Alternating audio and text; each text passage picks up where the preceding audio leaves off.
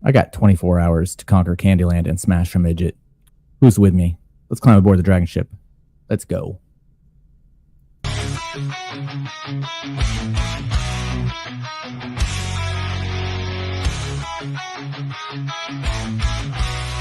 the white thunderstorms, we ride on the back of our truckers in a fearless stride. Sons of gold, hearts made of fire, conquering land, fueling our desire.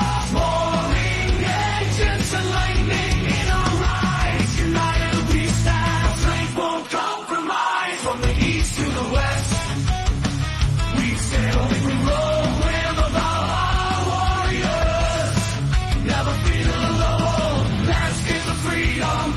Beneath open skies, the promised land where our spirits arise. We battle the storms and tides of the sea. Now we've arrived in the land we're meant to be.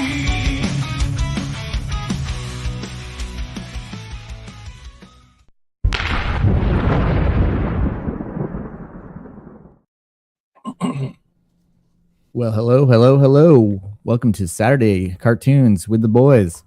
Today, we're going to go a little bit more tongue-in-cheek, a little bit off the wrap. Tomorrow is my 35th birthday, so I thought of a topic that I think everyone should do, and it's a bucket list of things to do before turning 35.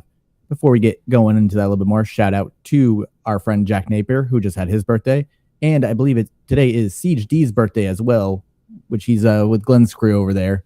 So happy birthday to Jack and Siege, and happy birthday to me tomorrow. I am joined today by the wonderful RP Thor. How you doing today, brother? You're muted.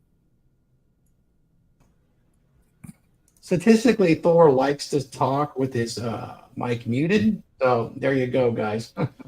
I'm doing great. Doing fantastic. Living the dream as always out here in sunny California. AJ, thanks for hosting today. What a fantastic topic. Since I'm only 29, I'm not quite ready for this list. So I'm going to learn a lot from you today. All righty. Viking Paradigm. Tyrell, how you doing, man? I see you in the chats on Glenn's streams that I've been jumping in on. Yes, sir. Yeah, I'm doing pretty good. Still recovering from last week, Friday's catastrophic motherboard, which killed my OS hard drive. And I'm still recovering from all that. Yeah, that was a debacle, so to speak. But yeah, I'm back. And we got the Hudsman who designed that beautiful, beautiful Candyland Viking conquering paradise. How you doing, brother? Dude, I'm doing good. Yeah, that thumbnail, I made that a while ago, and I've been waiting for an opportunity to use it. And I thought that, hey, this is perfect. Saturday morning cartoons, tongue-in-cheek. We're having fun today. So looking forward to it. Badass. Nice. And, of course, my favorite brother from another mother, Glenn Lawrence. How you doing, man? Yo, what is good? I'm chilling, just grinding away. All right, so I'm jumping in here. Glenn Lawrence is on a fucking tear. Oh, not 8 minutes in yet. Glenn is pissing everybody off, and they're coming in and supporting his streams, and I'm more than happy to throw a few grenades in there. So, you know what? You're doing good, Glenn. Keep it up. Glenn, why it looks like you're entering your drug dealer era. I've been selling drugs. What are you talking about? Someone clip that. I just call it steroids. I don't have my my soundboard anymore. I'd trigger the FBI one right now. Yeah, open up.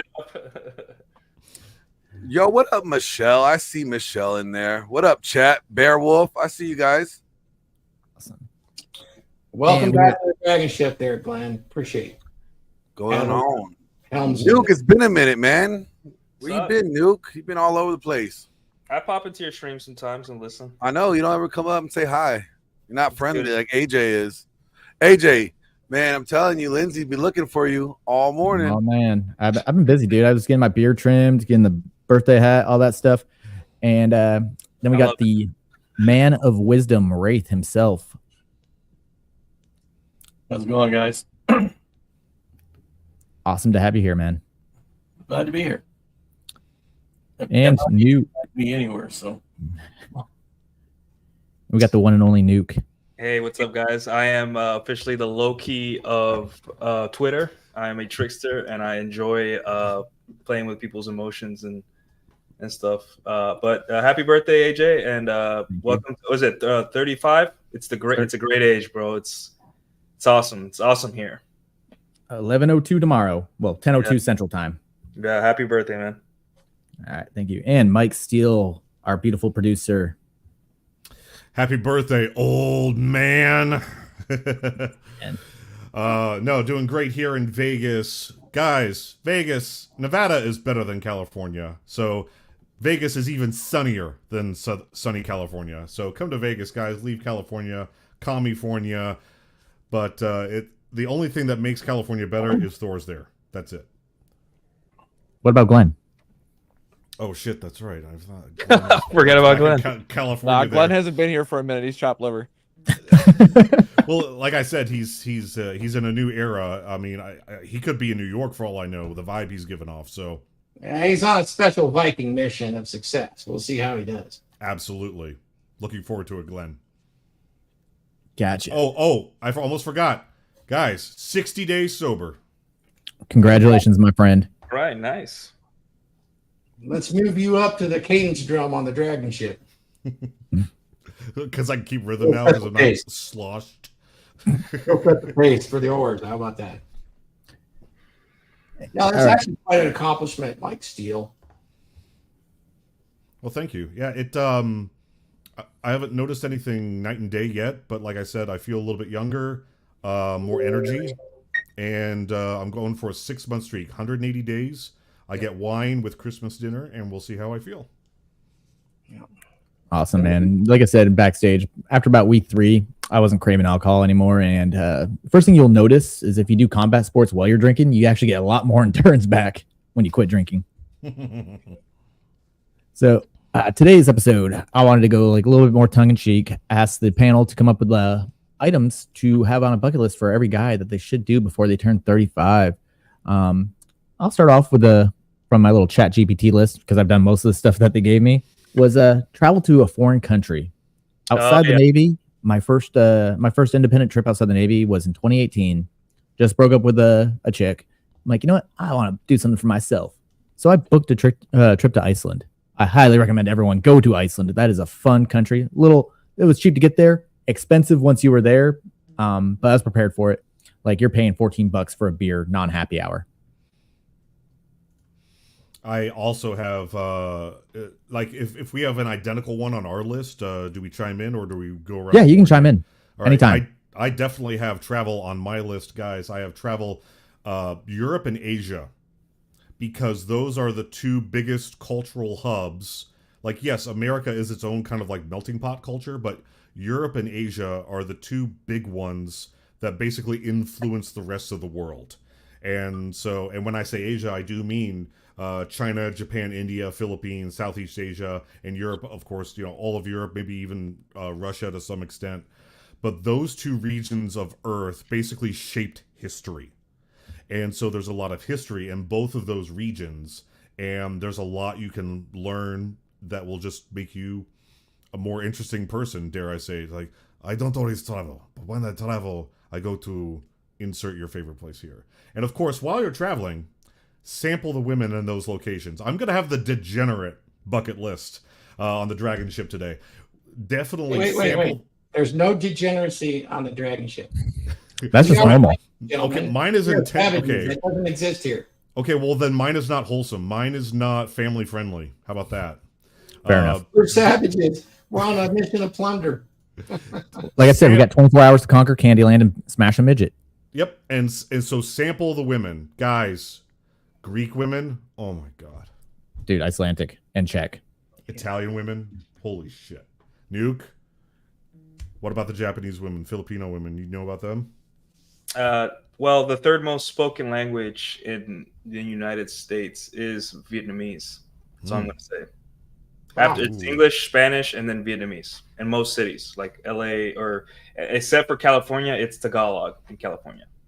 Yeah, I'm just gonna leave it at that. Just gonna leave it at that. A couple of girls I've seen over the last few years have been Vietnamese, so I agree with them there. Yeah. I'm trying to come up with something to do before 35. Hang out with your dad. go on a fishing trip, something cool with just you and your dad. I think that's one of the most important things you can do if you know if you have the privilege of having a father or a father figure, your uncle, whoever male figure in your life, your biggest male figure. Like we travel, but like take them out and go on a hiking trip or something. And because you know our parents are getting up there in age. If you're my age, like AJ, you're 35, so I don't know if your father was present in your life, but he was, but I have a whole other little bag of stuff dealing with that. Like okay. For people that have had present and good fathers, take some alone time and get to know him.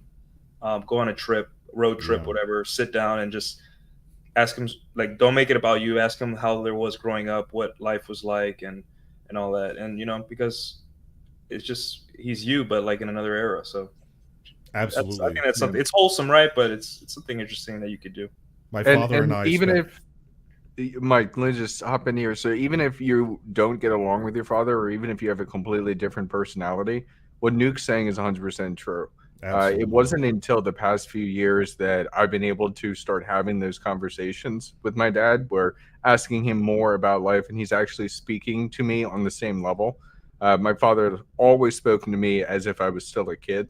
And so when you get to that point and you spend that, like any type of family gathering now, no matter how large, how many people are there, it always ends up with me and my dad having really intimate, long conversations, just one-on-one for almost the whole time. And it really is an amazing experience. If your father, if you had a good father in your life and he did his job right, then when you're a man, your father can actually become your friend. Yeah. And that, you can't beat that, man. Like back in Yuma, chilling on the back porch with my father, sipping scotch, smoking cigars at night, and just shooting the shit with my old man. Man, nothing beats that. Nothing. No woman can top that. Yeah, I mean, it could be whatever your masculine figure was growing up. It could be your grandfather, your uncle, older brother, whatever it was. You know, kind of isolate them and road trip, hiking away from everything, and just get to know them. It doesn't have to be like a lot. Like maybe it would be a day, just a day, you know. But I think that's important. Yeah. My father and I took a road trip from Yuma to San Diego, and we stayed in San Diego for 3 days. And we went everywhere. We saw the Top Gun house. We saw the naval yards. We toured an aircraft carrier. And I remember we stayed in this hotel that's on one of the islands offshore. I forget the name of it. It's very famous, though. And we got some seafood there, and my dad didn't like it. And then a week later, I made seafood pasta at home for my mom and dad. And my dad said, "Son, how the hell did you manage to make a seafood pasta better than the one at that restaurant?" I'm just like...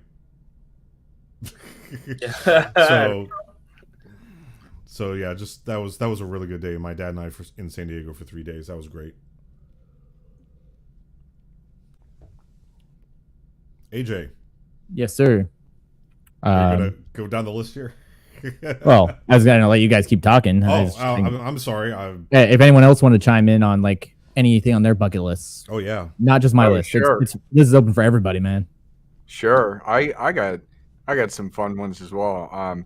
So especially like going on the traveling abroad. First off, let me just tell you guys this fun story and fun fact about me that I mention sometimes, but don't always bring up. So the first time I went abroad, I went to Italy, and while I was in Florence, while I was in Florence, this was way back when they were filming the Jersey Shore when they were in Florence, God. I actually got on the Jersey Shore, and so you can see me on I think it's like the season finale. So fun fact about me, I went to Italy and wound up on the Jersey Shore. Complete degeneracy. But one of the ones I would say is go on a spontaneous trip without any planning. And yes. I know that sounds like crazy, but back when I was graduating high school, my buddy was going down the shore for like a senior week. And for those who don't know, senior week is when everybody in this general region goes to the Jersey Shore, and them and their friends will rent a house for the entire week. And so I wanted to go, but the girl he was dating that was inviting him, she didn't like me. So I turned to my other buddy and I was like, dude, fuck it. Let's just drive down there and we'll see what happens. Like, what's the worst she's gonna do? Like, tell us to go home? And he's just like, all right, man, whatever. So we went there and we ended up meeting a random group of people that we just kind of hit it off with. And we hit it off so well with them. I guess it's just the charisma at play. Hit it off so well with them that they actually invited us to stay in their senior week home. So we got to stay with complete strangers who we ended up bonding with for the entire week. We even we got pizza delivered one time from Domino's, and we had the Domino's guy come in and play beer pong with us. Funniest stuff. It was the most spontaneous week. Like, I knew that it was either we go there and we're sleeping in the car and then we have to come home the next day, or we make something work. And I told him, trust me, Jim, we're going to make this work. I will figure out a way to make this work. And I did. And it turned out to be one of the most fun weeks of my life.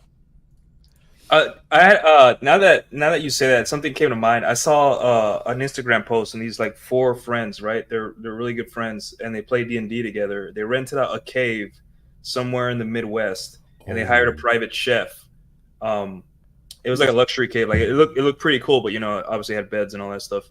And they just played D&D for 3 days straight. And they hired a private chef, so they didn't have to worry about food and stuff. That is fucking dope. Dude, I'm just like, that's something. Yeah, I'm like, that sounds really fun. Like, I would definitely. That's some dwarven shit. Yeah, because it's funny you mention that, because Vince, actually, Masculine Geek, friends of the channel, friends of all of us, you'll see me and Thor on his channel from time to time.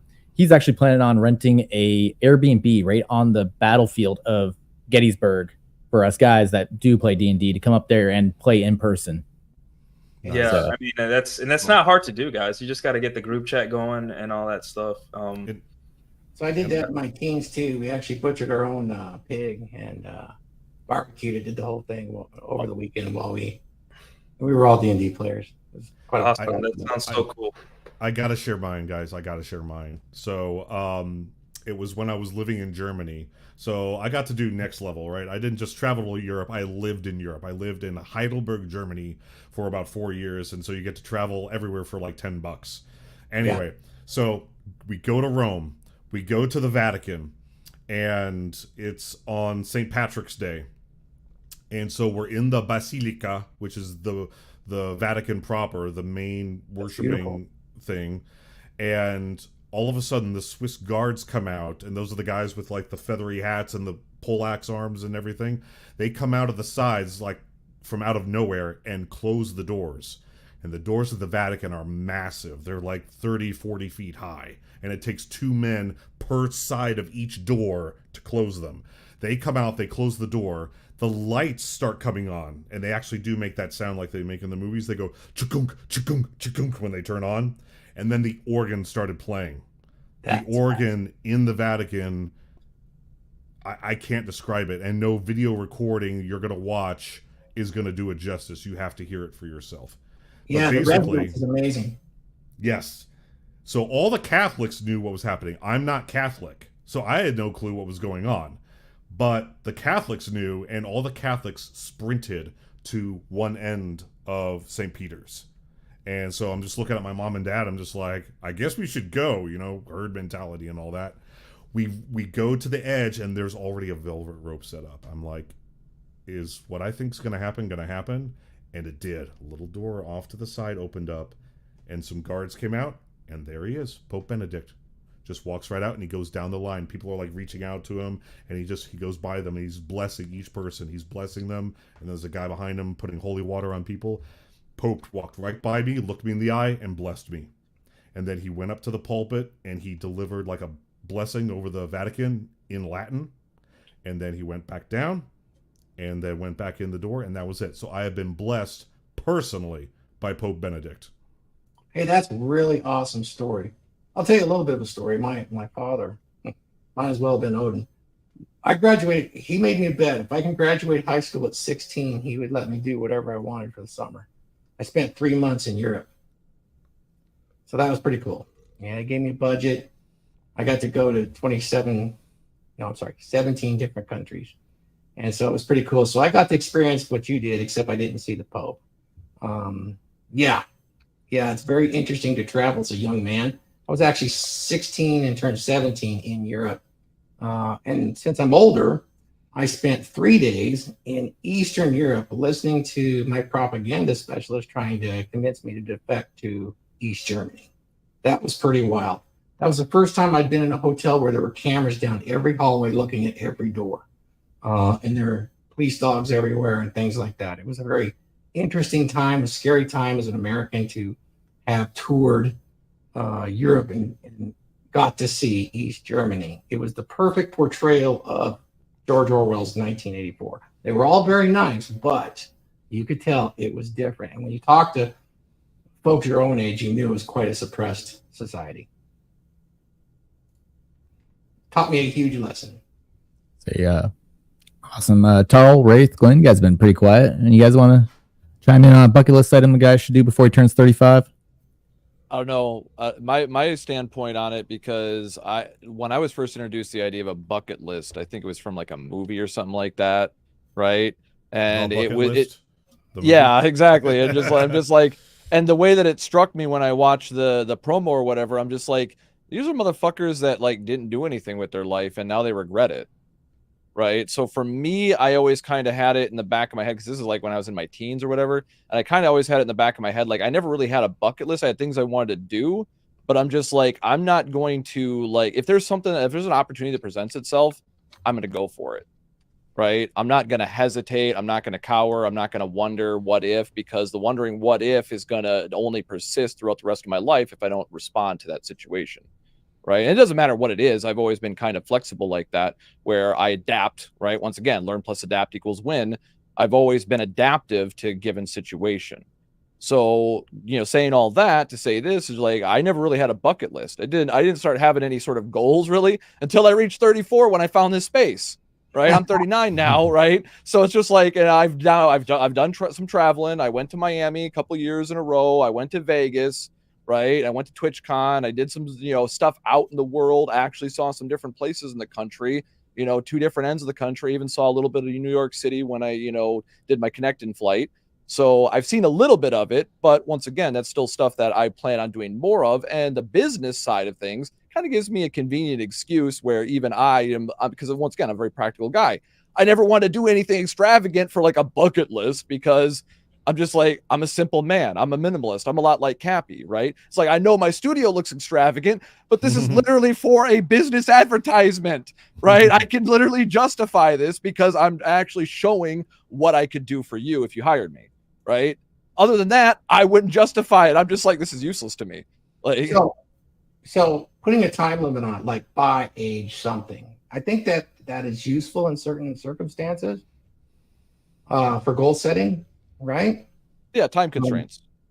Yeah, exactly. The whole bucket thing I wasn't aware of as being even something to do before you die until just maybe a decade ago. Was there a movie or something that made that popular?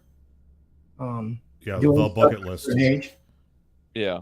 That was when I was first exposed to the idea, was The Bucket List. I can't remember when it came out, but I remember I was like, I think late teens. Okay. I was familiar with the term since I was a child. Okay. So was I. I don't know if it's for like a younger guys. It just was in culture.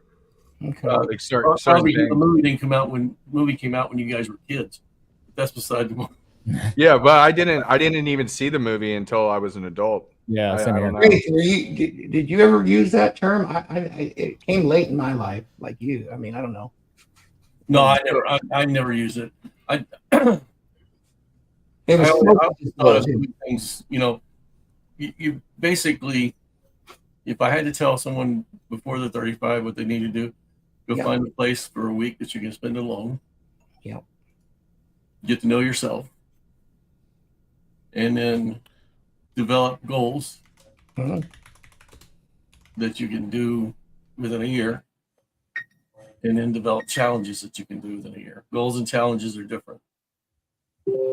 Yeah, like goals. Yeah, I like that. No. 35 is an interesting age because I tie a lot to that. If you're an able-bodied young man, I tie a lot of financial goals to that because I think that's important to establish yourself when you're young, and also skills and trades. if I was a young guy and I wanted to accomplish stuff, I wouldn't necessarily call it a bucket list, but I like the idea to travel early so you can understand what the world's all about. But then you really need to solve your dating and pickup problem. You have to become social very early. The later you wait to do that, the harder it becomes in my experience. My experience. You know, the longer you wait, the more awkward things are, the more creep factor, the more ick factor. If you're young, you can be forgiven for a lot of ick. You absolutely can because you're young. So you got to solve that problem for dates, pickup, romantic relationships. You kind of got to understand what you want out of that because that's going to consume a crap load of time for you if you don't solve that soon. And of course, we have our space, which can totally help guys with that. You have to do a lot of identity research and come upon the identity that suits you as a young man. Should be part of your goals. And then really a big deal early on is you need a monetizable skill. You're going to be a man in this society, a monetizable skill by age 35. Shit, you should be a journeyman for at least 10 years on this. If you're not at age 35, that can be an issue for you. Age 35, you should probably have half of a year's salary in the bank, if not a full year's. So monetizable skills is a big deal, and that should put you at a positive net worth. A good way to do it is to have good productive habits as far as health, eating. Also, you should have a tight-knit group of friends, maybe just one or two close ones. I mean, you should have a couple Vikings in your back pocket that can go to war with you when you need it. Don't destroy relationships frivolously over stupid beefs.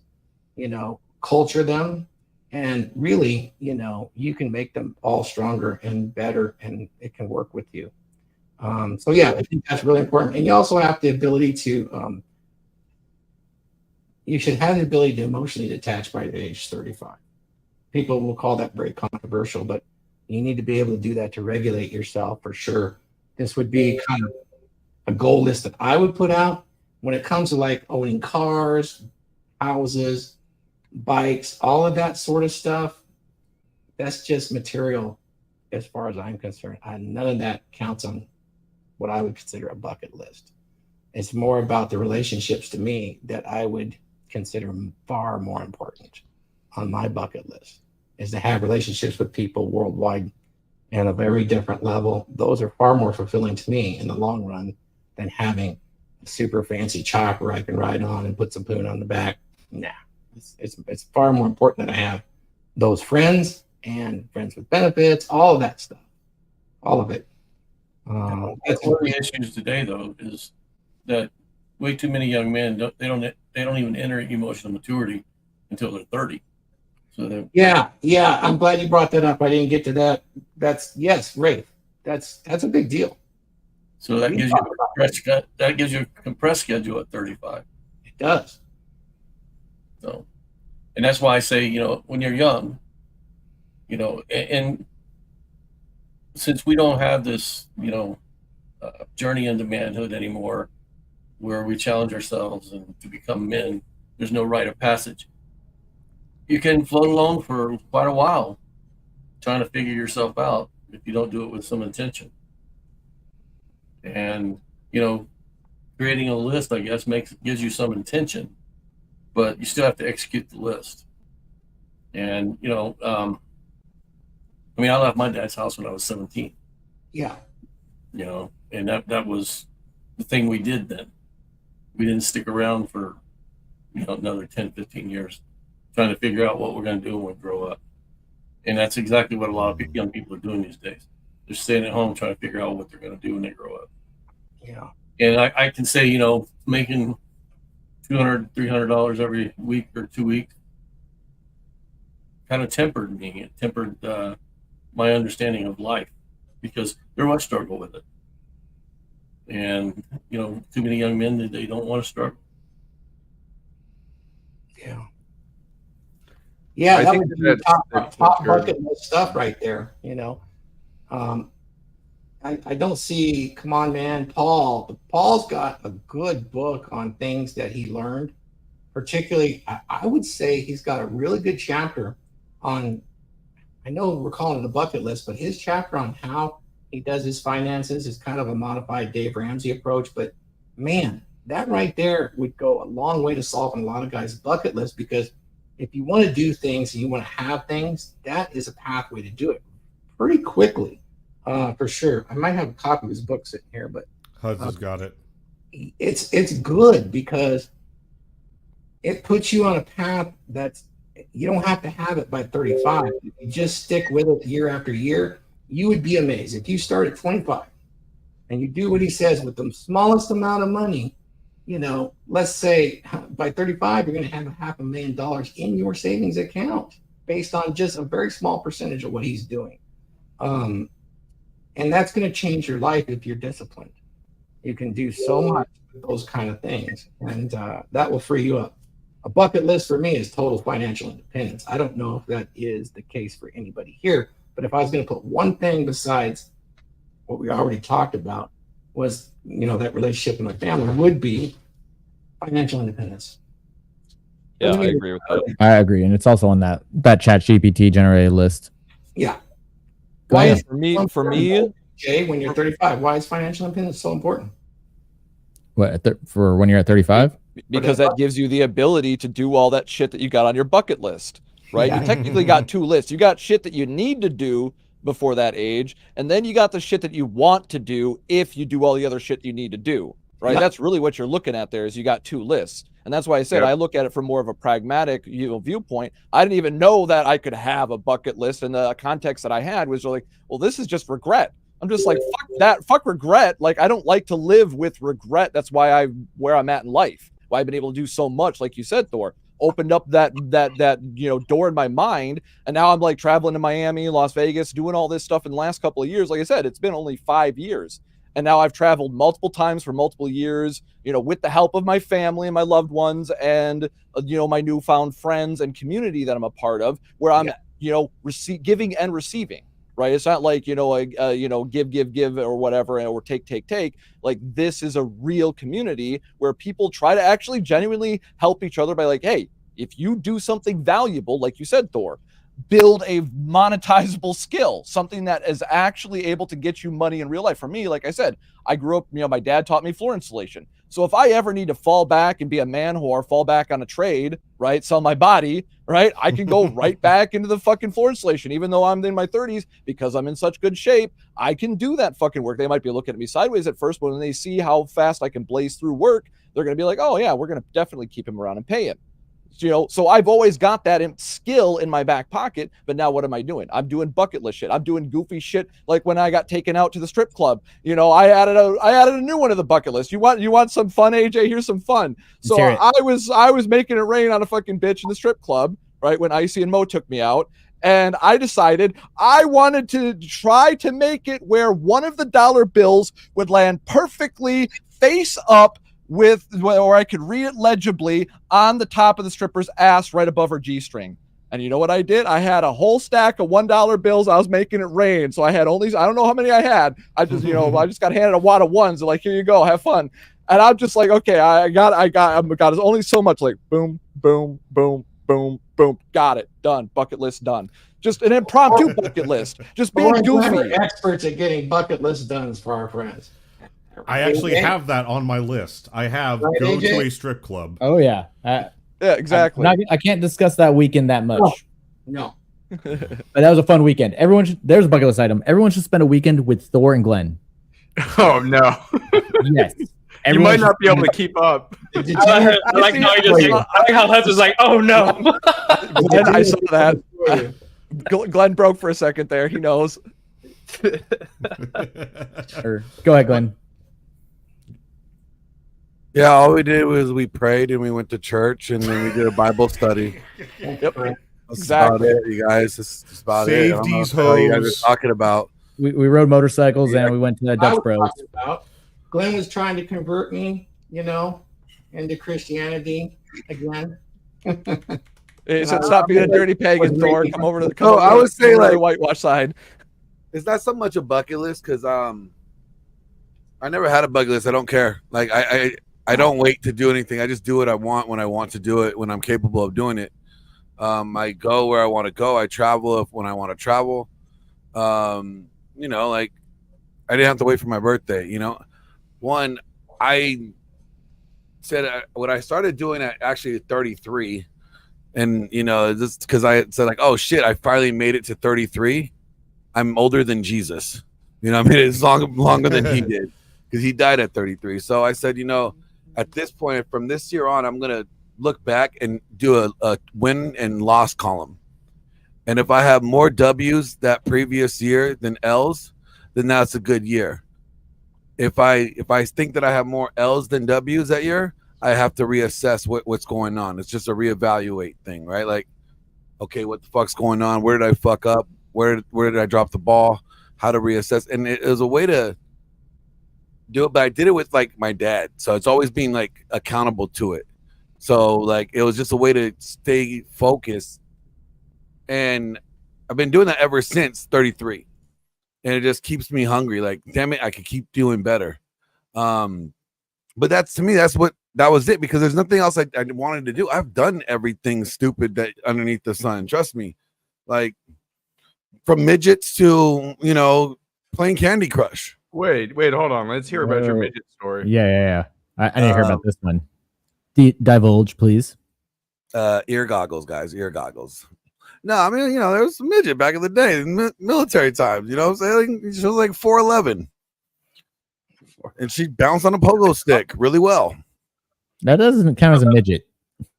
She's a midget. I'm 6 foot. You're a midget. No, So 4'11". Technically speaking, 4'10" is the official threshold. By the way, Yes, sir. Really? With dwarfism. He was playing with Well, that. the way I was smashing it, she lost an inch. I compressed some discs, so makes sense. The pile drive. I think another good one that popped into my head is I think that by the time you're 35, every man should skydive. Yeah, I agree. Can't do it. I'm a heights. brown person. We don't like do that. Well, you know what? You can do indoor skydive, and that's pretty close. It's not the same, but it's pretty close. You'll get a rush, and it's really fun. You want something more calm that's maybe about as scary? Try hot air ballooning. I used to crew for that, be a ground crew, and got to go up as official ballast several times. Cool. It looks peaceful, but at the same time, it looks like it can turn out really bad if you don't know what you're doing. It's very peaceful when you're up in the air. If you have a bad pilot and he didn't judge the weather correctly, yes, tip over and drag landings are a thing. There's procedures, safety protocols, all this stuff you got to follow to not have to worry about getting injured and whatnot. Obviously they would teach you all that shit on site, but yeah, there is protocols, but you can have some rough landings, especially down south. I was told tales of tip over and drags through cactus fields. So we never had to deal with that. We went through a thistle field once, but thistles aren't as bad as cactuses. And the basket usually lays a lot of that shit down in front of you, and the basket just kind of goes over the top of it. Anyway, I digress. But it is a fun job, and going up was fucking amazing. Being able to see I don't want to say, dox myself too much, but basically I live around the Illinois area, and I could see Chicago from how high we were, like 10,000 feet in the air in a hot air balloon. So wow. Yeah. Going back to Hey, shout out to everybody in the chat. We got over 200 right now, probably more than that. I would call you all out by name. Everybody there, it's awesome. The Briar Wolf, David Cotton Farmer, everybody there. Thanks for joining the chat. We really appreciate the supers. Everybody here is trying to get monetized, and we're being careful, trying not to demonetize anybody, right, Glenn? Hey, I don't get demonetized. I get paid. I know. I already mentioned how well you're doing. So thank you in the chat. Please subscribe to everybody here. They all have their own channels. Big part of the DragonShip, guys, is that we are the rising tide that lifts all ships. And each one of these guys broadcasts their own content, their own experiences, which everybody here can learn from as they approach age 35 and have their bucket list fulfilled. This is I got a picture of Glenn at church praying for the hose. This is Glenn. Oh Lord Jesus, please save these hoes. Oh man, Powerwolf, the demons are a girl's best friend. Oh, that's an awesome fucking track right there. Hey, awesome video. Them demons be jumping on me like that sometimes. Like, hey now. Oh, go ahead. I was gonna say those last couple things have both been on this list from ChatGPT: the skydiving and investing in yourself. So yeah. And on my list, I have they're kind of polar opposites. One is spelunk a cave. Yeah. And the other one is climb a mountain. Now, guys, cave spelunking, I'm not talking about like the real crazy shit where you're like squeezing through tubes and stuff like that. No, screw that. No, just there are caves that are big that you can go into, even if it's with a group of people, and you can see all the stalactites and the stalagmites, and these are like 1 million-year-old things.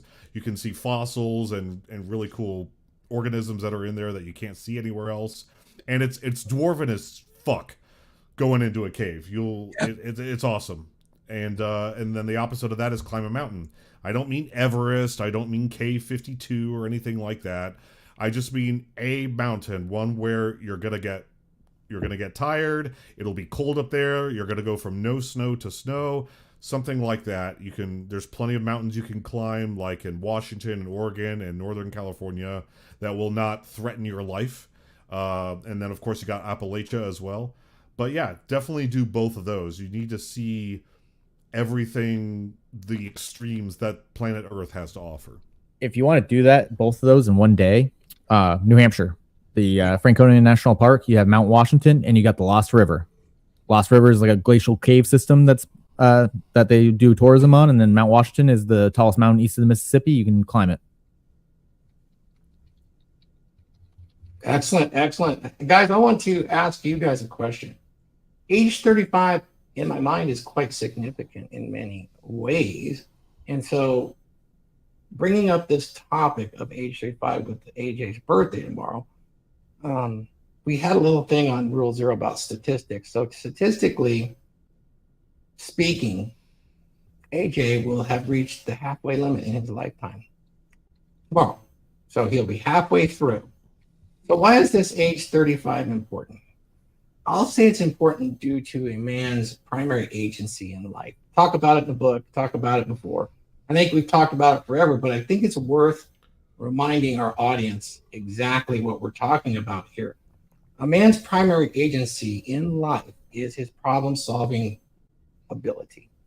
When I say that, what I'm actually saying is his ability to perform his burden of performance in life, personally, interpersonally, and even socially. That means a man is expected to become. Everybody understands that here, right? With the women, their ability to reproduce puts them in a position to where they essentially are what they are without having to become. Now, that's going to offend some of them because there's the interpersonal competition of trying to be pretty amongst each other, so they have to do all this stuff. That's not what we're talking about. We're talking about the primary agency. A woman is her fertility as far as in men's eyes, what makes them interested in them in the sexual marketplace. A man becomes more and more and acquires status, and this makes him much more attractive and actually builds him up in the sexual marketplace. So age 35, a man should start peaking. Rollo Tomassi, in his book, The Rational Male, one of the best things ever was to compile the chart on where he showed the sexual marketplace where a woman peaks at 23. And they were able to go back through meta studies and show this was true as far as attraction was concerned. And then where men actually peaked was at 30 to 40, maybe even later in some circumstances. It tells you quite a story about what a man has to do and acquire in order to have the status, the presence, and the ability to provide and provision. There it is right there. Thank you, whoever put that up. For a woman to become attractive. On the list I had earlier is you had to be able to have relationships. So this is a big deal. A man needs to earn this, and it's not going to come when you're 20 years old. It's not going to come when you're 25. This is something you're going to have to work on and build on. This is where I think maybe the bucket list could be useful by 35. This is where you're going to acquire your wealth. You're going to set out your life's strategic plan, or you're going to actually lay out a family unit early on and go down that path too, which is a really good path to go down, but it doesn't free you from the fact that you need to fulfill your burden of performance always, forever, and ever. And 35 is a great target to have that unlocked. What do you guys think about what I just said? Agreed. I agree. Absolutely. Statistically, 70 is about the age that most men will live to. I did some family tree looking down, and on the side that I take the most after, I'm like, oh crap, I got a lot longer than that. Yeah, I mean, if you look at like the traditional route that most men take through, like like during their teens, they usually learn a trade working with their dad traditionally back in the good old days, we'll say. And then, in their 20s, they're out on their own, they're building up their own value, and that gives them about a decade to become a journeyman and a master of their trade, master their craft, whatever it is they're doing, really get their financial situation on point. And then right about 35, that's when they've had that 5 years after mastering their trade type, just speaking in generalities, timeline wise. And so if you remember as a man, rite of passages and all that stuff, that's usually the route that you need to take to establish yourself as a man in society and be a contributor, right? Rather than being a louder bum, whatever you want to call it, right? So that's what Thor is speaking on there, is that if you get all those things in order, you do take the right steps and the right priority, you will establish yourself, and then you've got the rest of your life to basically capitalize on your success, right? You've built yourself up into that individual. That's why financial independence is about. You do the due diligence to put in the work on the front end, establish a system for your life, and then you can benefit from that by just simply maintenance the rest of your life. I can tell you that maintenance looks exactly like your buildup. Exactly. Once again, you don't ever want to take your foot off the gas. It's just like a relationship. Like, this is one of the key things, a long-term relationship versus short-term relationship, is that you can never take your foot off the gas. You always got to be that guy she fell in love with the first night you met at the club. Right. I'll tell you what I did do on my 31st or 35th birthday, just for fun. I went down to this local. I ordered 4 go-karts, gas-powered, 2-strokes. And I picked up those go-karts for me and my kids, and we just beat the shit out of those in the desert. So that's what I did. We raced go-karts. Nice. And we rolled them, and all that sort of stuff. We just destroyed them. So I think it's important on this when we think about, it really is crazy, like with what you're saying, Thor. What I've kind of been experiencing, like I'm kind of in that ramp up mode right now to that final epitome of, I guess, my value as a man. Things just keep changing, but it's really cool to experience. I think when we talk about bucket lists, what we really need to focus on with that is like the types of things that you can do when you're younger that you can't do when you're older.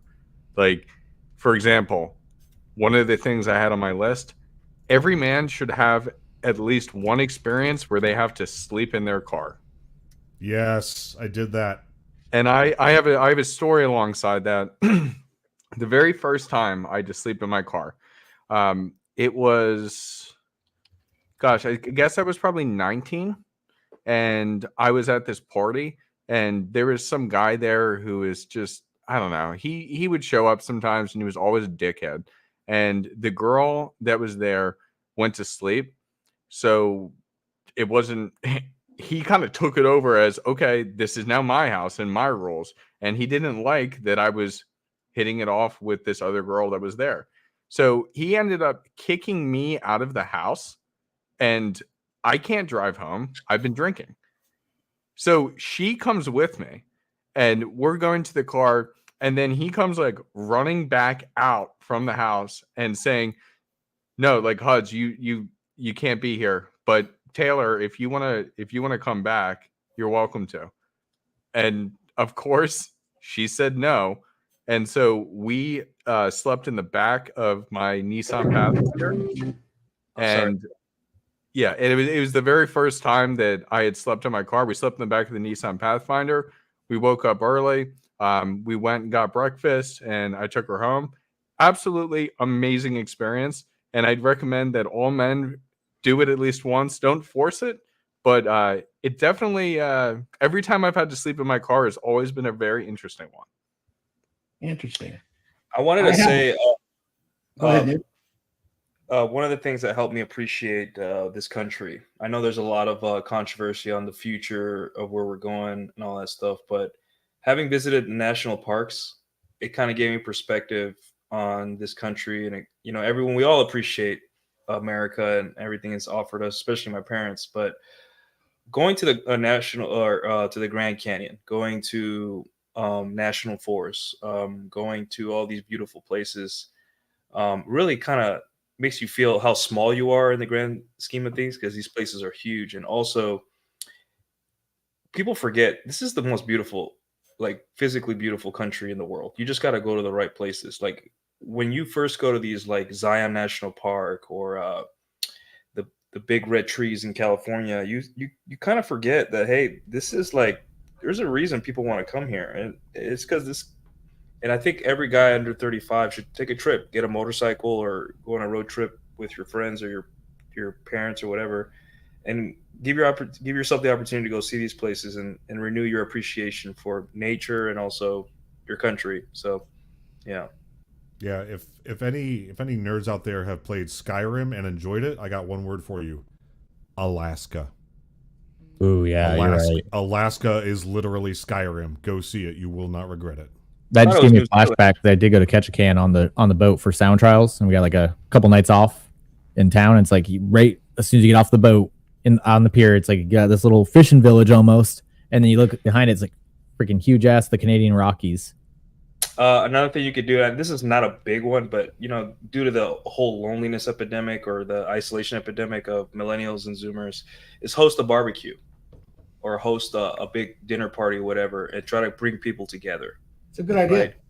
Because I know it doesn't seem like a big deal, like especially like my dad's generation. But yeah, you just put some meat on the grill and your neighbors smell it and they come over, and then you call your friend down the street, and I'm like, that is from another time. But if you're able to do that now, you're spitting in the face of all these people that are constantly complaining that we're all so lonely, right? If you put in the work and effort to bring people together and you make some food for them and you socialize and you lead a party or a barbecue or something like that, you're already ahead of like 99% of millennials and Zoomers that gave up on socializing, right? They lived their life through the internet. You're actually saying, hey, send out a message to 20 people. Hey, bring your kids, bring your brother. I don't care.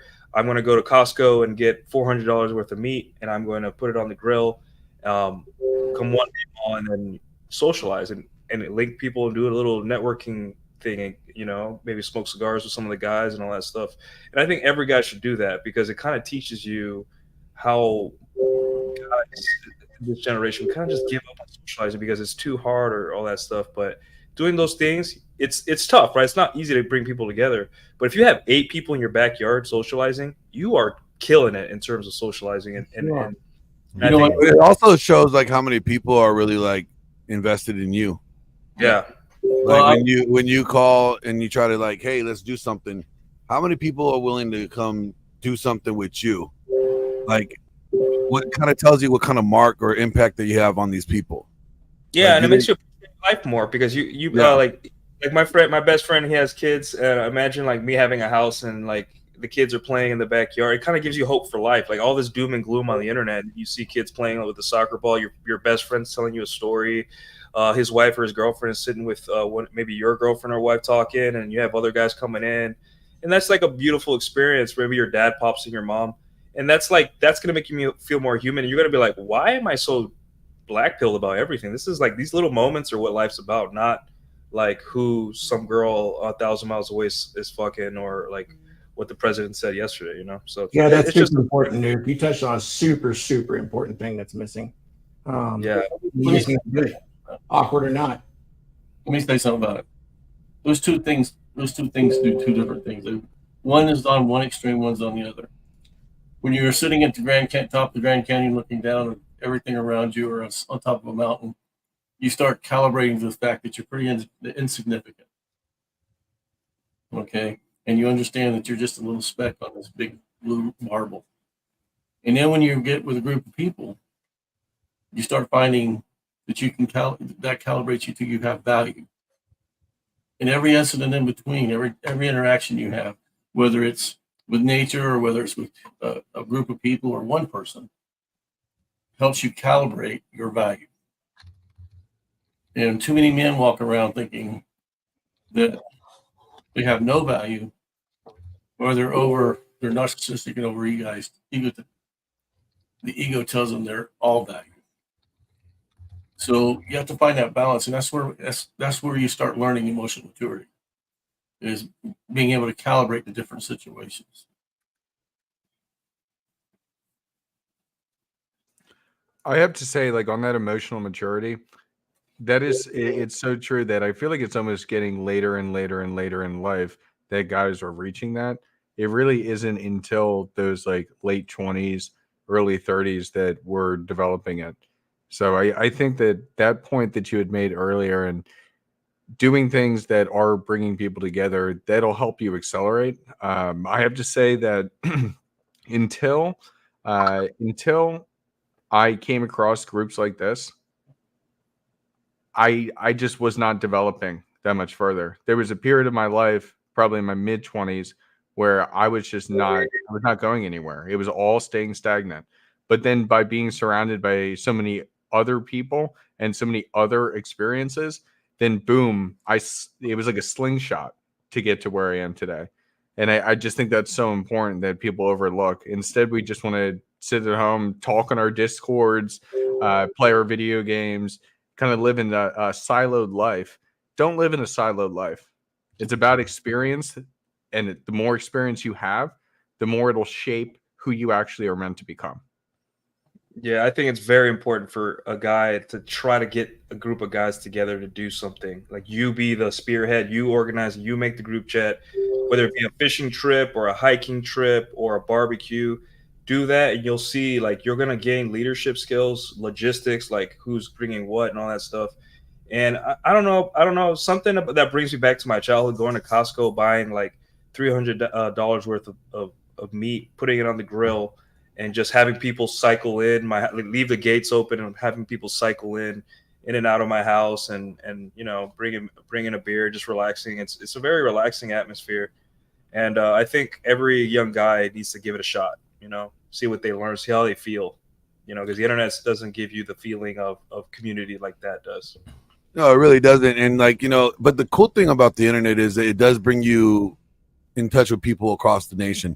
I mean, last summer I had the Iron Disciples decide to fly out from Florida, come all the way out to Vegas for a couple of days just to hang out and do a podcast or two. You know what I mean? Like, you know, it's just the internet can assist in help bonding. I mean, literally everybody on here, you've all met on the internet. You know, so the internet is a source if you use it correctly. Except you and me, Glenn. We met in person. Yeah, except us. But I mean, instead of like, you know, playing on the keyboard and masturbating, you know, all violently on your cap letters, you know, you could use this to build a brotherhood, a bond, get a connection, and be able to, you know, then bring it to reality and come together and do what Nuke says, organize a trip, organize a group, you know, gather together. It doesn't have to be all the time. It could be once a month or once every few months, but you could do it and you could use it in a healthy way.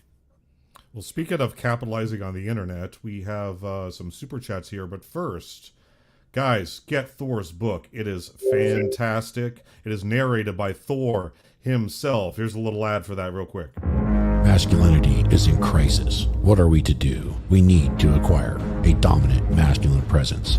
Now available on Amazon. Masculinity is in crisis. Men's masculine behaviors and traits have been suppressed by popular culture. Why has it become so popular to shame, guilt, insult, masculinity, and masculine behaviors? After 50 to 70 years of this has resulted in a very large subset of men who have become weak, useless, and crisis. Pathetic state for boys and men that leads to depression and violent despair.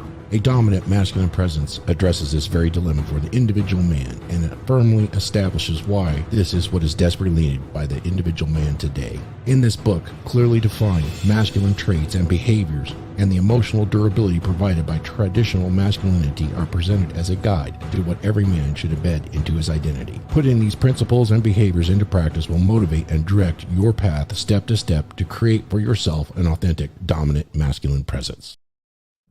And we've got 2 super chats here. Yes, Thor's book. Now, I'm pretty sure... Oh, Glenn disappeared. This is from Glenn's side of the house. I've interacted with her just a little bit. Actually, was it yesterday morning or this morning when I got off work and joining Glenn's streams? But Sweet Aunt T, you want to read it, Mike? Yeah, since Glenn left. Sorry, Sweet Aunt T. I was going to have Glenn read it, but he stepped away. So Sweet Aunt T with the $10 super chat. Let's get a war horn. All right. Give me. Sorry, I wasn't prepared. Neither was I. It's on the Here screen we go. anyway.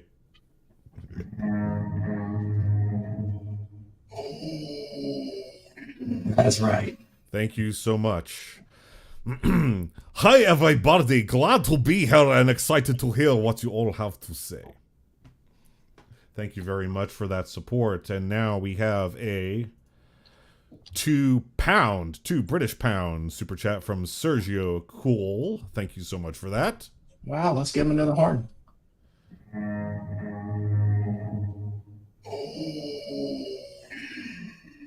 Thank you for the super chats. Yes, we appreciate that. Thank you so much. It keeps the show going. And the Briar Wolf with the $20 super chat. Uh-oh. Uh-oh. Is that That's do a what I bouncy. think it does? There That we is a bouncy. go. Thank you for the super chats. Groovy bouncing, can't stop that. From the east to the west, viewers, you are the best. Keep those chats coming in, let's do it all again. Oh, God. It gets me every time, man. I swear. Here's a toast to the community. Thank you very much, Briar Wolf, for that. Oh We crap! I was appreciate muted. I was gonna say Glenn's audience is gonna be so mad at him now. It's like, welcome to degeneracy. Yeah, I have to say, I need to say this. I need to say this on what we were talking about before. When you meet people online, yes, it's a connector. And then when you actually have that group and you do the logistics and everything, the leadership that Nuke was talking about, these guys trips are so much fun. With one of my groups, we went to Miami together and we rented supercars and then we went on a yacht. We went to Vegas together. Oh boy, was that something fun. We did New Orleans for Mardi Gras together.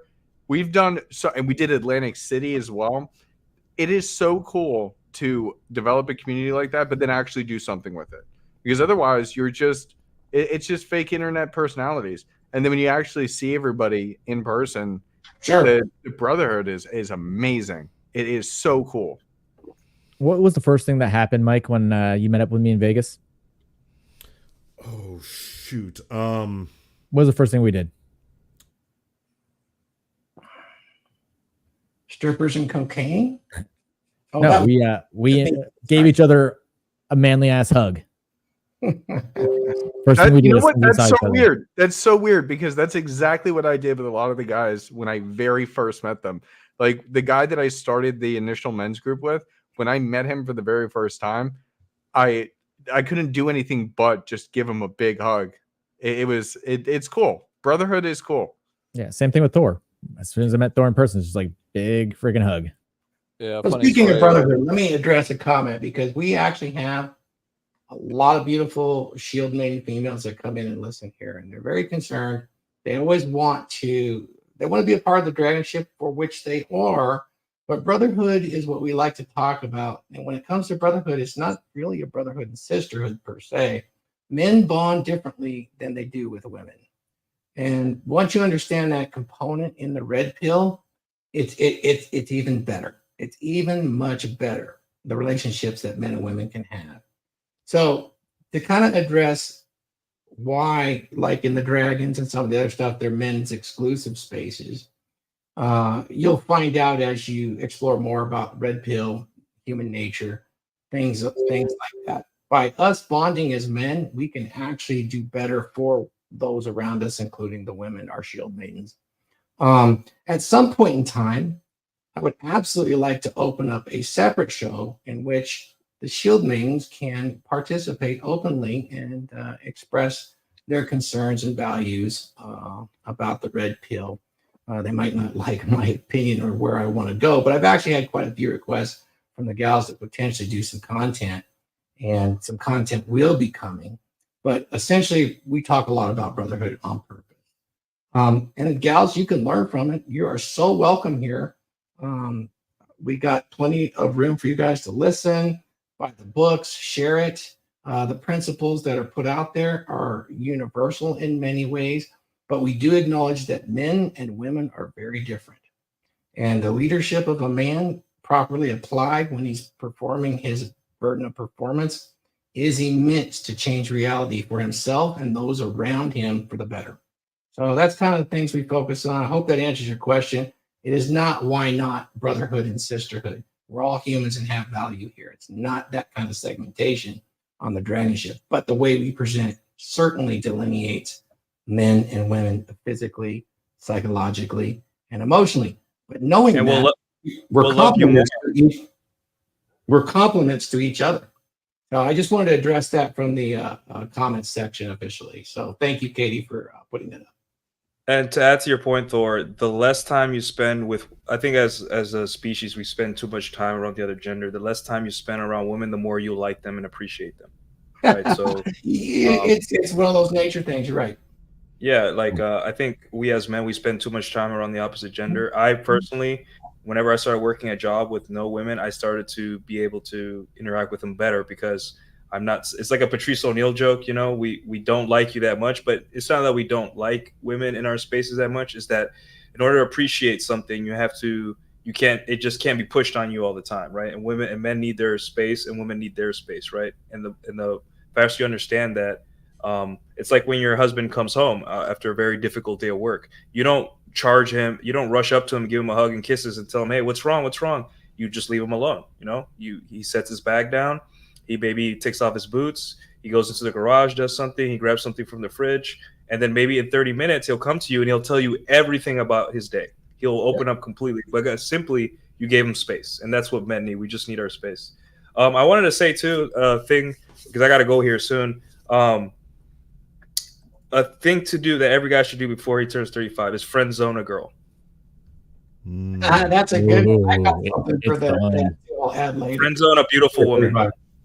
I'm not even gonna say what happens after that, but it will give you so much insight. I thought you're supposed to do that by 15, Nuke. By 15. I'm not Glenn Lawrence. I'm not Glenn Lawrence. I'm not like a hitter like Glenn Lawrence, you know. But give your guys, I know it's tough because you see a beautiful woman and you get into the mode of just like, oh, I gotta be attractive, I gotta say the right things, but treat her like a friend, like flat out, let her know early, hey, we're just friends, blah blah blah. Two things, you get to see first, you get first front row seats to her behavior and how she interacts with other men, and you get to see yourself in those men. You're gonna be like, wow, I'm like one of those guys. Wow, I'm really like I should up my game because I don't want to be one of the guys that she's like constantly trying to have in her orbit, right? So I think that's something that every guy should do at some point in his life before 35 is friend zone a chick.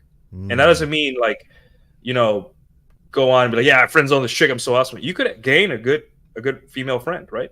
But it will teach you a lot about women if you're on the other side of that equation, and it'll help you. And you may gain a good a girl that will introduce you to her friends or her sister or something like that. So, shout out Michael. He's all about pre-selection like this, but I think every man could benefit from this. That's such good advice. Can I cap onto that? I'm going to throw a challenge to your audience and to the wider group, and then I hope somebody will carry it. This is going to piss everybody off, but it's really important. I challenge before you're 35 for at least 6 to 10 months. If you have a bucket list, set it aside and date nothing but single mommies for the next 6 to 12 months. Want to learn about things? Yeah, if you want to learn about women firsthand, that is definitely a surefire way to do it. There's no better way. Like they tell you to avoid a lot of things, right? In the red pill space, like there's reasons why, right? But you don't really know until you know. Yeah, right? So I would agree with that. No one cares. Doubling back real quick. He goes, Mo was in the chat. Shout out to Big Mo. Yeah, Mo did in fact give me a big hug, and he gave me the hug so quick, and I didn't even have a chance to even think twice. I was wearing some brand new American Optical aviators, like real pilot's glasses. They're stainless steel. They were covered. I had to bend them back, but yes, Big Mo did in fact give me such a big hug. He squished my glasses. So, and we, like I said, he was at the Big Miami Mo airport, crush. and he, and then also, like I mentioned before, Icy took me out to the strip club. I dated a stripper for like 4 months. I'd never been to a strip club before because I don't pay for blue balls, right? Yeah. So that's why I was given the money. by other people. They're like, here's a stack of ones, right? Fresh gave me the same treatment. But once again, I went out there, and Icy's a good friend of mine as well. Female, oh no, don't be friends with women, right? Oh, Icy from the Fresh and Fit podcast. Like Icy is hanging out with girls is so network. fun. It's like hanging out go out with some girls. Like if you friend zone some girls, become friends with them, and go out to the club, and you guys will learn so much. You'll have so much fun. Yep. You'll see them cry over the bartender. You'll see them text their ex-boyfriends, and you're getting free drinks because they get you to the nicest places. You'll see them go on benders after a breakup and be there to hold their hair when they're throwing up in the bathroom. Yeah, Yep. and then you don't have to worry about them. You're like, hey, you guys got Ubers home? Yeah, okay. See you later, ladies. Thanks. And then that's it. A gal I knew up in Oregon, she was getting married, so she came to Vegas for her bachelorette party, and I was the designated driver / bodyguard. And so I took the girls around to all the different places, and when they went to one of the big clubs, I don't like to dance anyway, so I didn't mind. It was basically like, okay, they're all going to get drunk and everything, and just kind of like keep an eye on them and stuff like that, and they were very appreciative of that, and yeah, I got to see all that. And to answer your question, AJ, before my internet kicked out, I took you to Gordon Ramsay Burger. I was saying the first thing. Oh, I love that place. I have a plate from them. Don't tell them that I you get yelled at by Gordon Ramsay himself. That would be part of the experience if you get yelled at by him himself. No, I have met Gordon Ramsay for 1 second, but no, he was not there when I took AJ. No, he wasn't there. But Mike had a $50 burger. But I was saying when we first ran into each other, we gave each other that big masculine hug. Oh yeah, because I picked you up from the airport, right? Yeah. Oh no, wait. We met at your employer. Yes, at my hotel, and I picked you up. There we go. I've slept since then. Yeah. Yeah. The only exception I would say was when I met Myron. I want to tell the story real quick. He was just getting done with the gym, and Big Mo and I, had pulled up to the building, and I tried to give him a regular handshake like a man, right? I got called a slur, and then he taught me how to dap him up. Ninja. It's tough. It's tough because sometimes I go between the hug and the dap, and sometimes I just hug, and I'm like, damn. Did he call you a bundle of sticks? That's how you know. That's how men are. We call each other bundle of sticks if we trust each other. Yeah. Exactly. Everything's a bundle of sticks, and it's fake. So whenever we actually meet in person, Nuke, even though we live like 30 minutes from each other, I'm gonna call you a bundle of sticks. Oh, I'm coming in the middle of the night and knocking on your window and be like, yeah. You're like, man, I'm back on the boat. Fuck. Yeah. But yeah. Shout out to Megan Cylon 8. I'll chat with you later, girl. In case my internet craps out, I'm going to throw my last two in here real quick. Go for it. I want to hear the degeneracy. Get in a fight. Ooh, yeah. And not like a deadly fight like knives and gun and pew-pews and stuff like that. Even if it's your best bro, like actually say, hey, dude, I need to get in a fight. Can we fight? If it's your best bro and he's not a supermodel and has to take care of his face, your best bro will throw down with you. So put on some boxing gloves. Yeah, put on the boxing gloves first, though. Yeah. Exactly. In my fraternity, we actually introduced Fight Club. So what we would do is every Tuesday, we had the full the boxing gloves and everything, the protective gear. And so every Tuesday we'd go down in the basement, and if you wanted to participate, by all means. And then we just wailed on each other. Yeah. And you could call out anybody in the fraternity if you had a problem with them. But at the end of it all, you gotta be careful with that, because then you end up going with the wrong guy. He's going to puncturing your lung when you break a rib, and you're gonna be crying about it for a week because you can't smoke. Okay, I'm telling you, I've seen it happen before. Specific. But you speak from personal experience, Glenn. Yeah, I broke somebody's rib just sparring when we were doing that. But we did the same. We just did that thing. It was my buddy Jack's birthday, not Napier. It was Jack Lear, and he wanted to spar. He's like, let's do this. We're going to spar. We did the thing. And I'm like, all right, man, let's go 50%. Let's just both go 50. Cool. He went a little aggressive when he came in. Well, and he went down pretty quick. But the thing is, it's like you should do that regularly with your buddies by way before you're 35. You know, you need to be able to fight. You need to at least have 2 adult fights, I think, just to keep you sharp. Because when you're a kid, you know, you're always screwing around, wrestling with your buddies and stuff. Throwing rocks. That's and normal. Shit. Yeah. But you know, your buddies keep you sharp.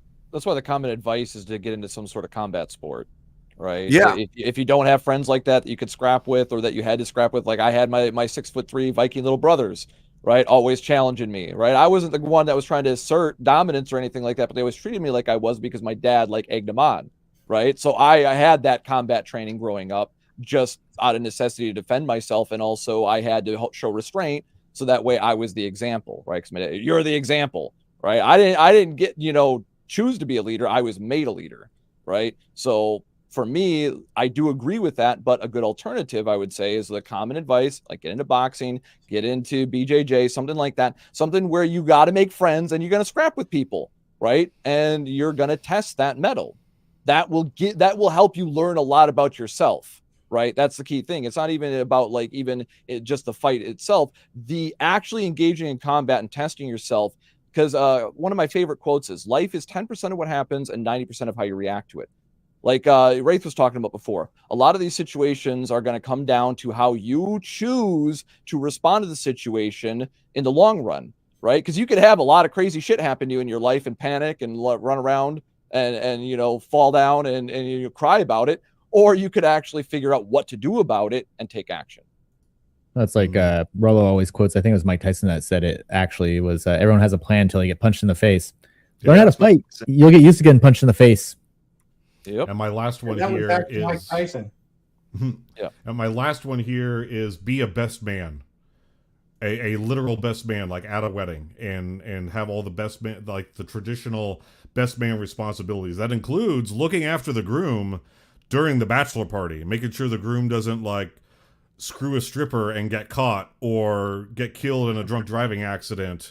Yeah. It means looking after the ring during the ceremony. It means making sure all the groomsmen, all their tuxes and their suits look good and they know how to fold a pocket square, stuff like that. It's an experience that I think every man should have checked off, because it's awesome, but there's also responsibility associated with it. It's not just show up and stand here for 10 minutes while we say vows. No, if you go the full best man gambit of responsibility, there's actually a lot of shit you got to do. Yeah, I would say another thing you could do is take your mom on a date. I know that sounds weird, but that's a good one. That's a good one, Nuke. I really like that. Explain it. So, again, when you get to 35, your parents are going to start shifting into. You're going to start worrying more about your parents than they are of you, because of health issues and simply you figured it out and then all that stuff. But taking your mom out on a date. It kind of. Sometimes men, we kind of lack that feminine energy in our lives, and it's tough to get it nowadays with how the modern women are. So when you go out with your mom and you just buy her stuff and, you hear her stories about her raising you and stuff, if you guys had good moms, right? Obviously, if you had a shitty mom, then don't do that.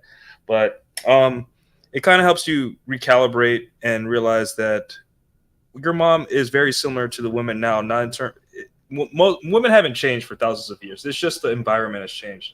So going out with your mom, it'll teach you a lot about women if you hang out with her and just apart from your family, take her out on a date, spoil her, and it's your mom. You don't have a lot of time left. If you're 35 and your mom's still alive, you don't have as much time as you think. So, yeah.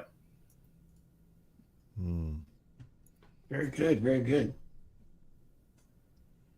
But anyways, guys, I have to go, but I appreciate you guys. Happy birthday, AJ. Thank you. I appreciate you guys. You guys all had really good things. I'm writing down some of these things too. But barbecue at Mike's house after this. Let's do it. Let's do it. All right. All right, I'm guys. going to answer one of the chat questions. Thanks, Nuke. Thanks, Nuke. So I want to answer one of the chat questions. I want to shout out some friends too. All yours. So I'll just shout out the friends too, just so you know. I'm going to call you by name. Letitia, Diane, Anna, Junzi, Missy, Sheila. You know who you are. And let me answer sweet auntie. My husband isn't a fan of me having male friends, and I accept that as his boundary. That's why this community is perfect, found people I get along with better, but never hang out. Okay, so this is interesting. I run into a lot of females that feel like they have better friendships with men, and it causes some grief with their husbands. There is a reason that's very simple that comes from the red pill about it. And I have the sense that a lot of folks hasn't been mentioned lately, and it's really something called FAET. Hasn't been mentioned in a long time, and this is because there's something that's called female arousal escalation threshold. Yes, it is centered around sexuality. You can't deny that. Women's primary agency is her sexuality, as much as you want to call them friends. There is this that's in existence, this female arousal escalation threshold. This is why when a gal gets to go out on girls' night and something happens and the waiter or whoever, who knows what happens, but then there is a sexual escapade and the woman is asked, she will almost always say, when it's one of these one night stands, is, I don't know, I was drunk, it just happened. They honestly don't know what happens around that arousal escalation threshold. And when exposed, it is that part of female sexuality that gets turned on by nature that says, I cannot miss this opportunity at all for having sex or trying to become impregnated. Don't believe me? Look around everywhere. There is a point of no return with every single married, boyfriend or not. How do you explain all of this? I have a boyfriend. Oh, well, we're just having coffee. Okay, it's just coffee. What did you do, dear? I don't know. It just happened. The story is all too common. This is why men have a problem with women they're involved with having friends, if they're more than plates. I don't know. For me personally, plates I don't have any problem. They do what they do anyway. But I mean, you guys might view differently. But as far as your primary gal is concerned, having friends and what Sweet Auntie is saying is a big deal for most men. Would you guys all agree with the assessment and answer her question? Kind of Yeah. Absolutely. Women may not acknowledge this openly, but this female arousal escalation threshold is very, very real. And, you know, when a man understands how to make that happen, holy shit, he ends up in that 4%. That's all I'll say about it. Yeah. Well, and that makes perfect sense when you look at like what Rollo talks about how men and women fundamentally process things differently, right? Men instinct, reason, then emotion. That's why men don't cry at the funeral. If they're going to cry, they'll cry after. You know, same thing with women, right? It's instinct, emotion, then reason. And that's why they will make decisions and then often regret them in the heat of the moment, right? That's why there can be that escalation. That's why women that are genuinely attracted to the man that they're with will actively avoid girls' night out and doing engage in such behaviors, because they know on an instinctual level that there is that threshold. They know that they have triggers that make them go stupid for men, right? That's why they will proactively avoid such men or such engagements if they don't want it to happen, right? Because what do women function on? Plausible deniability, right? If you can manufacture plausible deniability as a man, that's what we typically call game, right? So that's the key thing that you got to understand, is that women are just going to always function in that plausible deniability area. And so if they're that's why one of the things the red pill informs guys about, and even the black pill informs guys about in MGTOW and whatnot, is that, yeah, if your woman is actively engaging in girls' night out, she is looking for options. Even if she doesn't think so consciously, she is engaging in a behavior that is creating sexual options for her. Yeah. And guys are also Sure. What's going on? What's going on with all this projecting? Presence every moment of every effing day. So there's your answer. And shout out to women like Donovan's woman, Devin. Oh, yeah. Devin is a great example of this. Donovan didn't have to ask her to do things like delete her social media and no more girls' nights out and stuff like that. She just did it.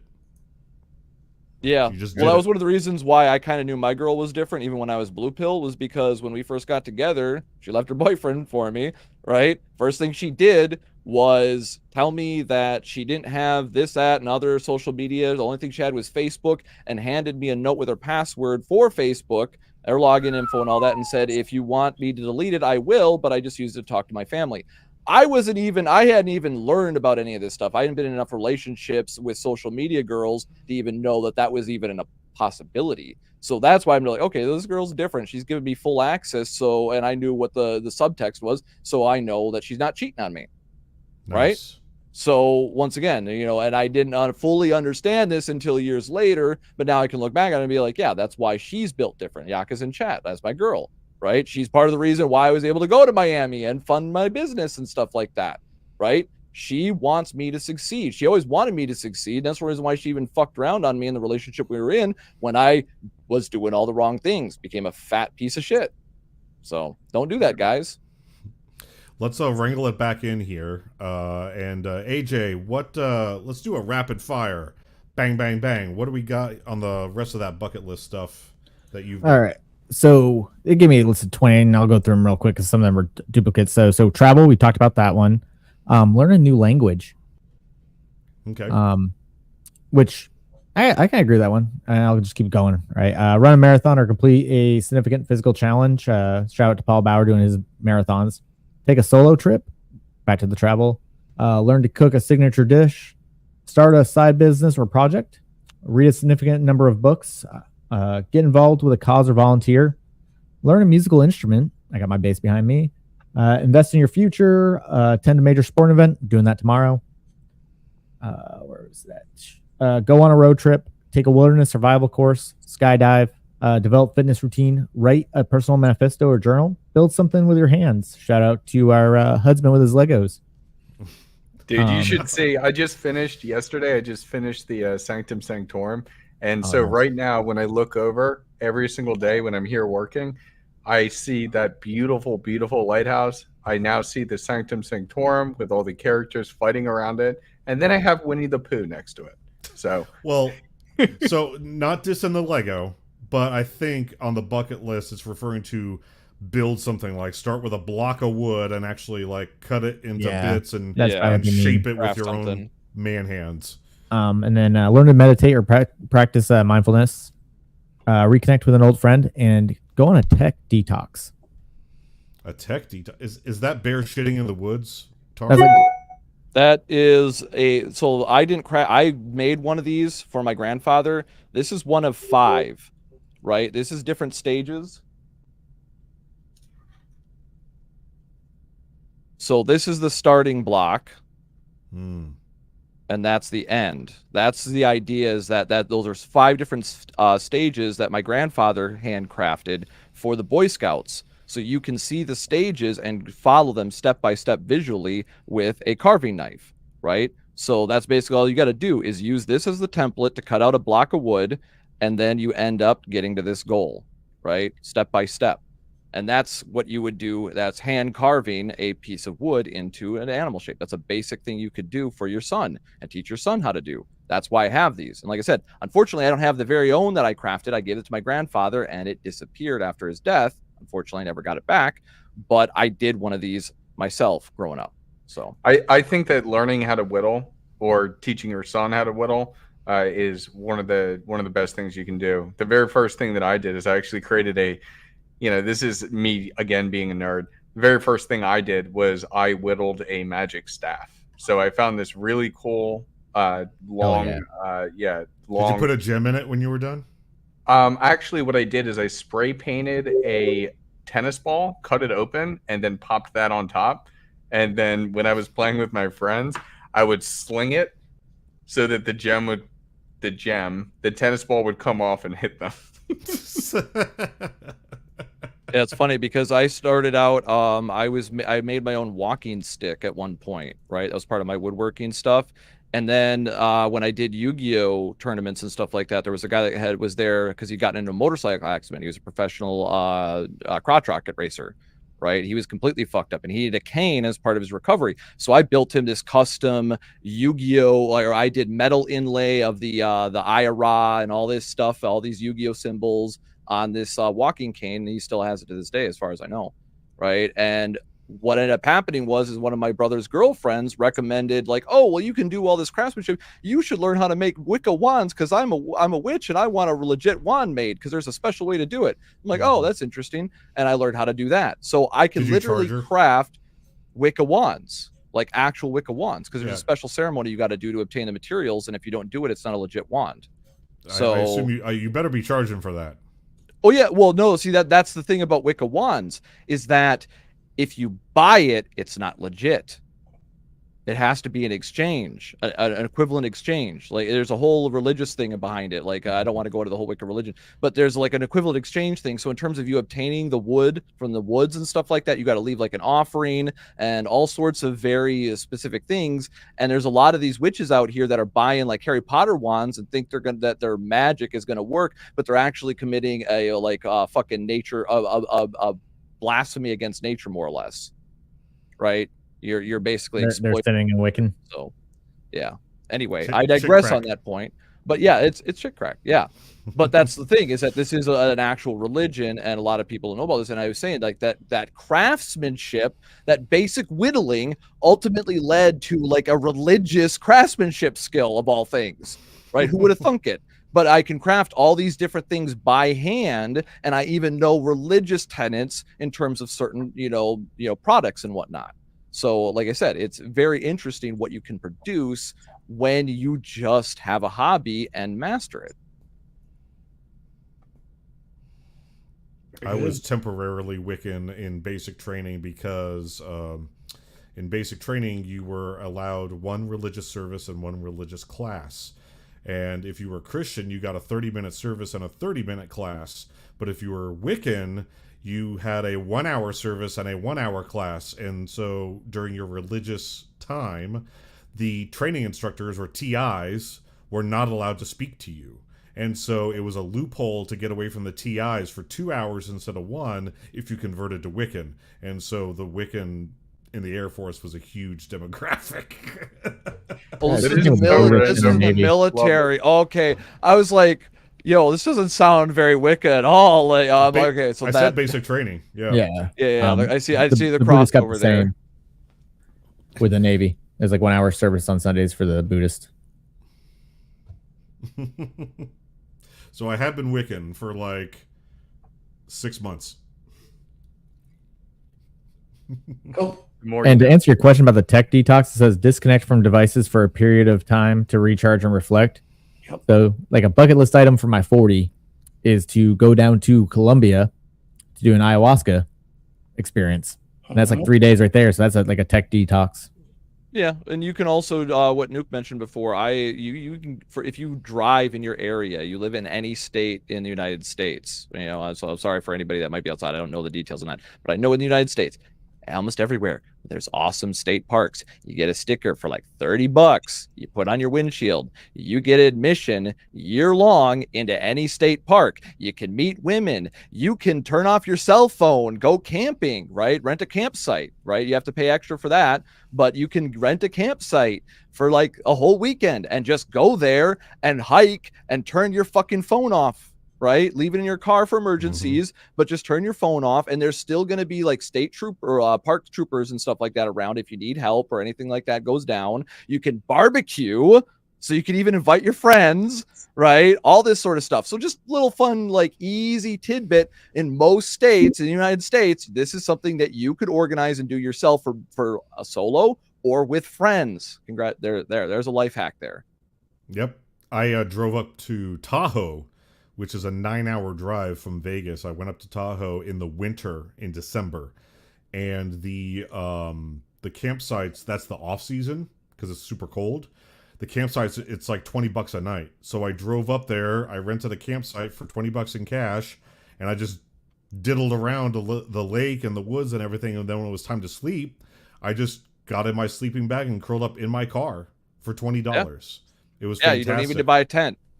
That's the thing. If you got a car, that is a true fact. And that goes back to the one, you got to be in a situation to sleep in your car. You can do it by choice if you want to, right? When I used to go partying, that's what I would do. Honestly, I wouldn't want to crash out at the party because I didn't want dicks drawn on my face and shit like that. So I would just go in the back of my vehicle and sleep with no keys in the ignition or any of that shit, so I couldn't be busted for DUI and all that. I just sleep off the alcohol and then I was all good to drive. That's how I avoided drunk driving and drank responsibly.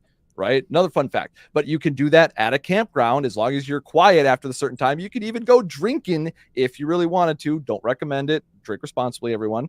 But once again, that's the point. Like, by going out there and actually doing these things, these are not expensive to do. Like I said, you don't have to even do the whole thing about buying a tent or you just get some takeout food or whatever, get a rotisserie chicken from the grocery store, take that shit with you and you're set. Eating chicken with your bare hands out in the middle of the woods. All right, we've hit the hour 30 mark. I think we've got a pretty good idea. Let's wrap it up. Let's start with Wraith. Says he's got to go now. Yeah, for this thing, guys, like I said, there's two things I can tell you to do. Go spend a week with yourself somewhere, by yourself, away from your surroundings, and get to know you and what you're capable of and what your challenges are. And the other thing is start setting goals for yourself and make those goals mean something to your future. So, other than that, you can find me at Wraith Team Tour, X, Telegram, Facebook, Instagram. If you want to talk to me, just hit me up. Thanks, Wraith. Oh, we want to go next. Mike Steele. Come back to me, please. All right. Hudsman. All right. So what is going on? Well, we did almost what seemed like a midweek DragonShip this week. When we were combining the two different groups, we've been going through at Men of Now, we've been going through the entire history of this space because it gets lost, especially when you have younger folk coming in and maybe they don't know about the 16 commandments of Poon, or maybe they don't even truly know the entire history of Rolo and So Suave and all that information. So it was a really, really great discussion that we had. And thank you guys so much for joining us. When we were talking about the 9 iron rules of Tomasi, which are a great, great framework for you to be set up in the sexual marketplace and be successful as a man. So look towards a lot of those coming forward. I will throw in the chat here the my Instagram if you wanted to reach out for any type of dating questions, or if you want to schedule a consult. I'm actually working on something on this side that's going to be pretty interesting once I release it. And then I'm throwing the YouTube channel in there, Men of Now, as well, if you want to check out some of that content, some of that great content that is done alongside these great men. But my final thoughts on this: do the things that you really want to do when you're young, because as you get older, it gets harder and harder and harder to do a lot of those things. So that's my biggest thing. Whatever your list is of things you want to do, don't wait to do them.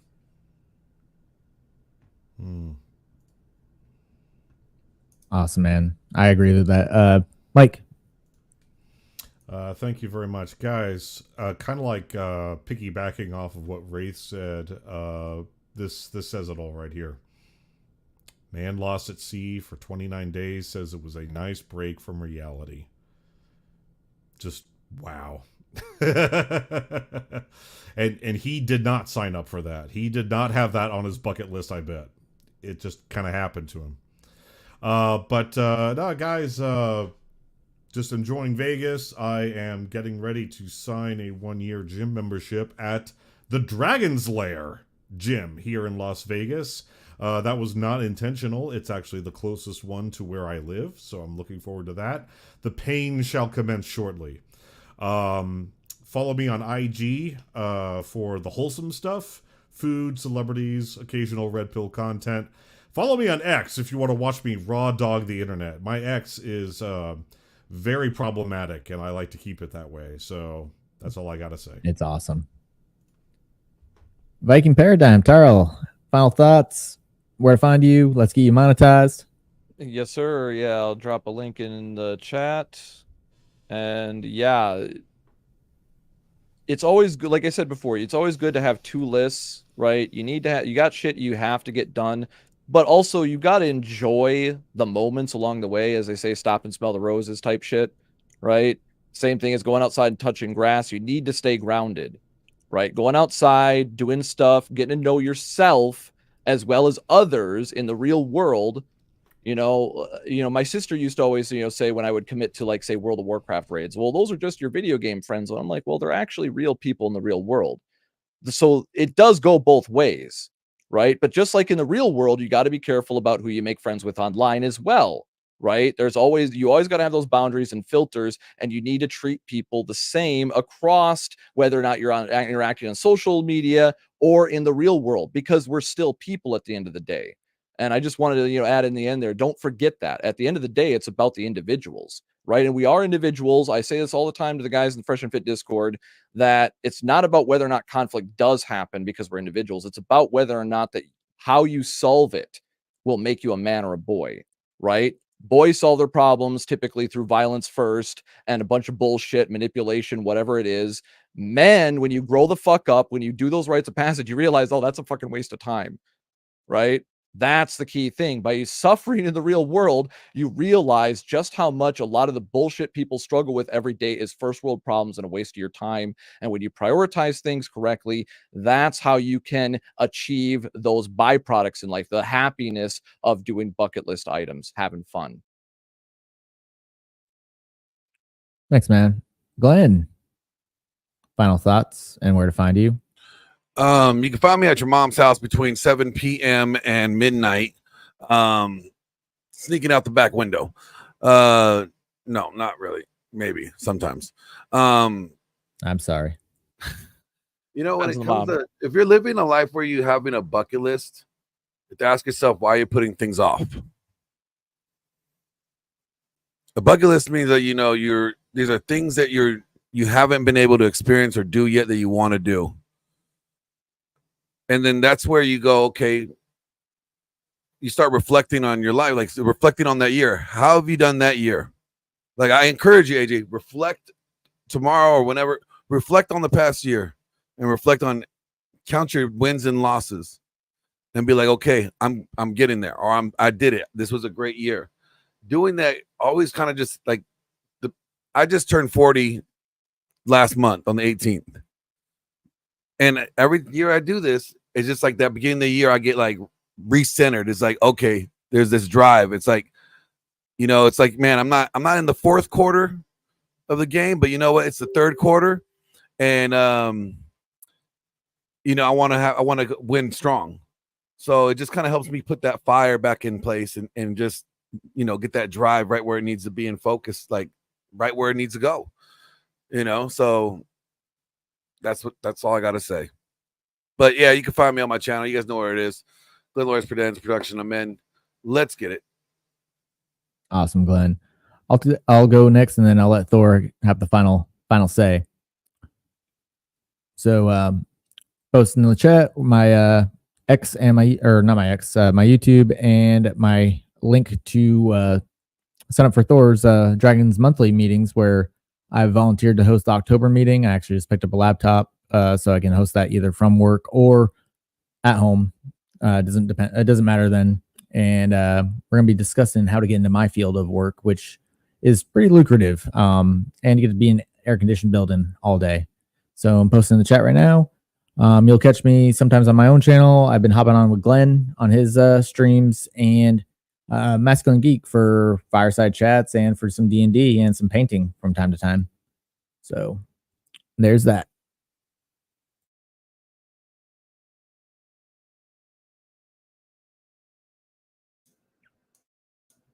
Thor, you're pulling a classic. You're muted. Driving that percentage up. Of course I am. AJ. Yeah, I got to get that percentage up. Go ahead and guys, post your affiliate links to the Dragons in the chat. If you guys want to, we have a membership. It meets monthly. We meet for 2 to 3 hours monthly on a Zoom, and we really go deep behind the paywall. There's a lot to be learned as far as finances, future planning, men and women, what to do in our life with struggles, promotions, resumes, frame. Every one of these guys participates in there, and it's really, really helpful to every man that's been in there. I haven't lost too many members at all. It's pretty reasonable. Take a look. I encourage the guys that are in the chat now, particularly AJ, Huds, Toro, Glenn, post your affiliate link in there, because these guys definitely come in there, put their time in. They do the research. They give you the lecture. They give you resources that you may not have had time to research yourself. They've done it for you. And so we meet once a month, and it's a great way. I mean, I've got guys that are world-class certified life coaches, Glenn, Paul, both Pauls. So we've got a lot of guys in there that are very capable. We've got dating coaches like Huds. So everybody there is accessible on one level or another. Take a look at becomedurable.com. You can access the Dragons membership there. And then, of course, you know, if you can take a look at A Dominant Masculine Presence, the book, it'd be greatly appreciated. But I also got some stuff on sale if you guys want to check it out on becomedurable.com. Mostly lectures, video lectures, things like that. I think everybody would be pretty appreciative. And hey, we'll see everybody on the DragonShip next time. I guess I'm going to take us out, right? So here we go. Till next time, guys. Later. Till next time. Oh, I got shifted. Sorry, guys. Here we go. Have you ever felt like you're fading into the background? Like the world doesn't want you to stand out, to be strong, to be masculine? You're not imagining it. For decades, society has been reshaping the role of men, leaving many feeling lost and disconnected. It's time to change the narrative. In A Dominant Masculine Presence by R.P. Thor, discover the path to reclaim your strength, your confidence, and your identity as a man. This isn't about fitting into a stereotype. It's about embracing your natural traits and honing them into a powerful presence. Learn the 7 skills that every man needs to lead with authority, read body language, and control his emotions. R.P. Thor breaks it down with clear examples and practical advice to help you transform your life. It's time to stop apologizing for who you are. It's time to lead with pride and courage. A Dominant Masculine Presence gives you the tools to do just that. Get A Dominant Masculine Presence by R.P. Thor on Amazon or listen on Audible. Don't let society dictate who you should be. Claim your strength and redefine your future.